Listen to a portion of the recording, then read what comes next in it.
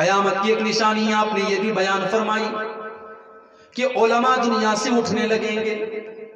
لوگ علماء کو چھوڑ کر کے جاہلوں سے فتویٰ پوچھیں گے، اور ایسے لوگ جو عالم نہیں ہوں گے، جو جاہل ہوں گے لیکن ان کا کپڑا بڑا شاندار ہوگا، وہ پینٹ اور کوٹ اور شرٹ پہن کر کے آئیں گے اور حدیثوں کے نمبر بتائیں گے، آیتوں کے نمبر بتائیں گے، وہ فتویٰ دیں گے اور الٹے سیدھے فتوے دے کر کے لوگوں کو گمراہ کریں گے. آج یہ ہو رہا ہے آپ کے بنگال میں.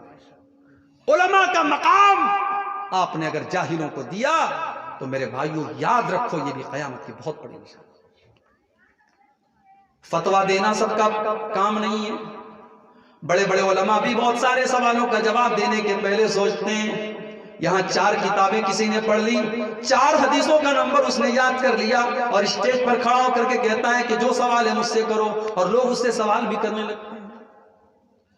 اللہ کے نبی فرماتے ہیں، صحیح بخاری کی روایت ہے، ان اللہ لا يقبض العلم انتزاعا ينتزعه من العباد. اللہ تعالیٰ دنیا سے علم کو اچانک نہیں اٹھائے گا، ولكن يقبض العلم بقبض العلماء، بلکہ اللہ تعالیٰ علماء کو اٹھا لے گا. حتى اذا لم يبق عالما، یہاں تک کہ جب علماء ختم ہو جائیں گے، اتخذ الناس رؤوسا جهالا، لوگ جاہلوں کو اپنا سردار بنا لیں گے اور جاہلوں سے فتویٰ پوچھیں گے اور وہ خود بھی گمراہ ہوں گے اور دوسروں کو گمراہ کریں گے. میرے بھائیوں، علماء کا ختم ہونا اور علم دین کا ختم ہونا بھی قیامت کی بہت بڑی نشانی ہے.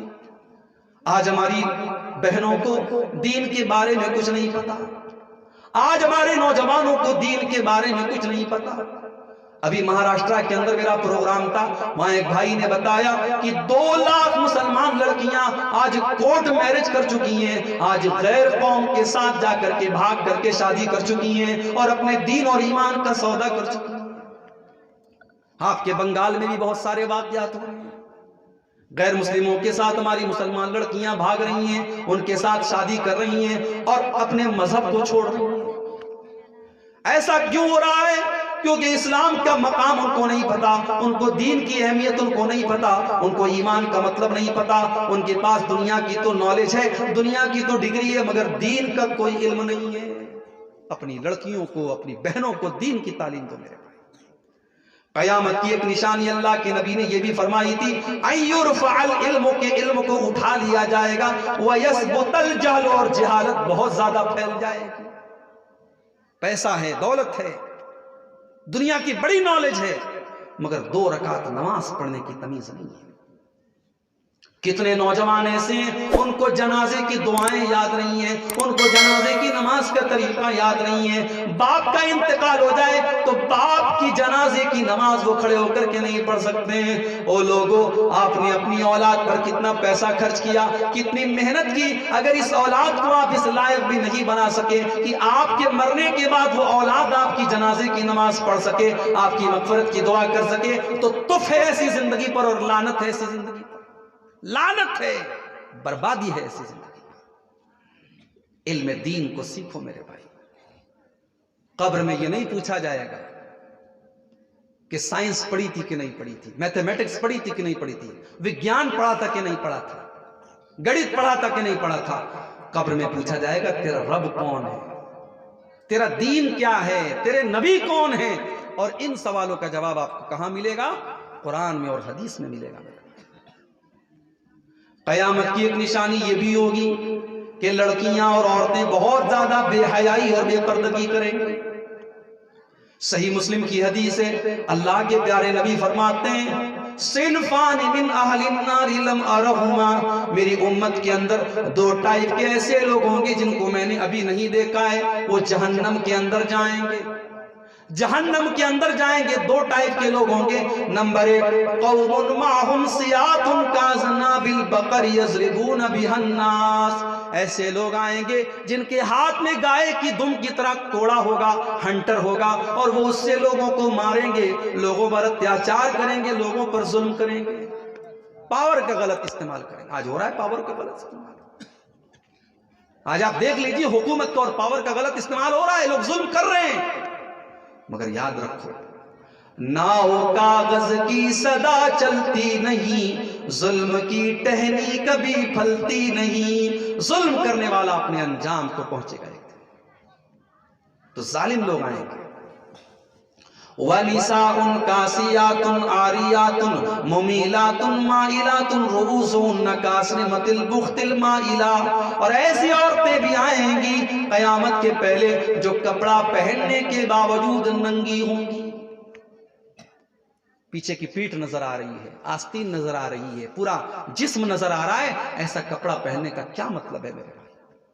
ہر وہ لباس جس کپڑے کو پہننے کے باوجود عورت کا جسم نظر آئے، اس حدیث کے اندر وہ سارے کپڑے، چاہے وہ ساڑی ہو، چاہے وہ سوٹ ہو، چاہے وہ فراک ہو، چاہے وہ گاؤن ہو، چاہے وہ اسکرٹ ہو، وہ سارے کے سارے لباس اس ایک حدیث کے اندر آ گئے۔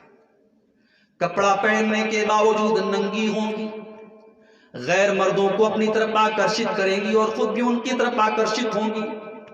لا يدخلن الجنہ، اور ان کا ہیئر اسٹائل کیسا ہوگا؟ وہ اپنے بالوں کا جوڑا اس طریقے سے بنائیں گی جیسے اونٹ کا کوہان ہوتا ہے۔ بے پردگی اور بے حیائی، یہ بھی قیامت کی بہت بڑی نشانی۔ آپ نے فرمایا لا يدخلن الجنہ، ایسی عورتیں جنت میں نہیں جائیں گی، اور جنت میں جانا تو بہت دور کی بات ہے، ولا یجدن ریحہا، یہ جنت کی خوشبو بھی نہیں پائیں گی۔ قرآن تو عورت کو دوپٹہ رکھنے کا طریقہ بھی سکھاتا ہے۔ عورت گھر میں اپنے باپ کے سامنے، اپنے بھائی کے سامنے، اپنے سسر کے سامنے بھی اپنا دوپٹہ اپنے سینے پر رکھے۔ اللہ نے فرمایا وَلْيَضْرِبْنَ بِخُمُرِهِنَّ عَلَى جُيُوبِهِنَّ، کہ اے مسلمان عورتوں اپنا دوپٹہ اپنے گریبان پر رکھو، اپنا دوپٹہ اپنے سینے پر رکھو۔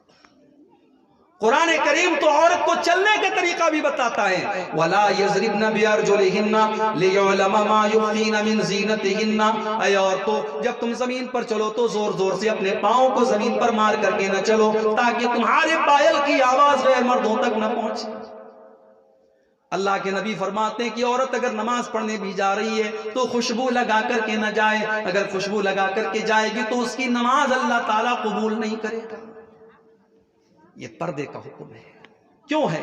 اس لیے نہیں کہ اسلام عورت سے نفرت کرتا ہے، اس لیے نہیں کہ اسلام عورت پر پابندی لگاتا ہے، اس لیے کہ اسلام یہ چاہتا ہے کہ سماج پوتر ہو، سماج میں گندگی نہ ہو، سماج کے اندر عورت کی عزت سیف رہے، اس لیے اللہ نے پردے کا حکم دیا ہے۔ آج آپ دیکھ لیجئے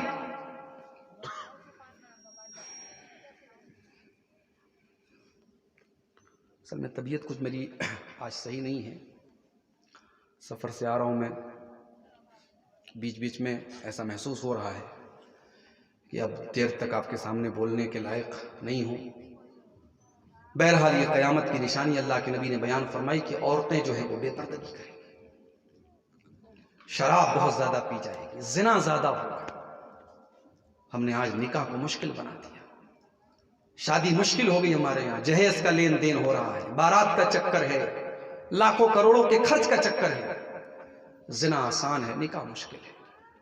میرے بھائیوں، یہ نشانیاں جو حدیثوں کے اندر بیان کی گئی ہیں یہ ہماری نصیحت کے لیے، تاکہ ہم اور آپ اپنی اصلاح کریں، اپنے آپ کو سدھاریں۔ آئیے ہم اللہ سے دعا کرتے ہیں رب العالمین ہم سب کو اپنی اصلاح کرنے کی توفیق عطا فرمائے۔ اللہ ہمارے نوجوانوں کو زناکاری اور بدکاری سے دور رکھے۔ اللہ ہماری ماں بہنوں کو اسلامی طریقے سے زندگی گزارنے کی توفیق عطا فرمائے۔ اللہ ہمیں توفیق دے کہ اپنی بیٹی اور بہو اور اپنے گھر کی عورتوں کو ہم دین سکھائیں۔ آج انٹرنیٹ کا دور ہے میرے بھائی، آج دین کا علم آپ کے گھر چل کے آ رہا ہے۔ پہلے لوگ علماء کے پاس جاتے تھے علم سیکھنے کے لیے، اب علماء چل کے موبائل پر آپ کے پاس آ رہے ہیں۔ اچھے علماء، مستند علماء جن کی بات میں وزن ہے، جو قرآن اور حدیث سے بات کرتے ہیں، ان علماء کا بیان آپ سنیے، ان سے دین کی باتیں سیکھیے، نماز کا طریقہ سیکھیے، وضو کا طریقہ سیکھیے، غسل کا طریقہ سیکھیے، توحید کی باتیں سیکھیے، عقیدے کی بات سیکھیے۔ اللہ تعالی ہم سب کو اس کی توفیق عطا فرمائے. جو لوگ ہم میں بیمار ہیں اللہ ان کو شفا کامل عاجل عطا فرمائے. جو روزی روٹی سے پریشان ہیں اللہ ان کے کاروبار میں برکت نصیب فرمائے. اللہ ہمارے ملک کی حفاظت فرمائے. اللہ ظالموں کے ظلم سے شریروں کے شر سے ہم سب کو محفوظ رکھے. اس جاڑے کے موسم میں اپنے آرام اور بستر کو چھوڑ کے جو لوگ یہاں آئے ہیں, چاہے وہ ہماری مائیں بہنیں ہوں, چاہے وہ ہمارے بھائی ہوں, اللہ سب کے آنے جانے کو اور جمع ہونے کو قبول فرمائے. اللہ آج کے اس جلسے کو ہماری نیکیوں میں لکھ دے. اللہ ہم جب تک دنیا میں زندہ رکھے, اسلام پر زندہ رکھے, اور ہم سب کا خاتمہ ایمان پر ہو. آمین. وآخر دعوانا الحمدللہ رب العالمین.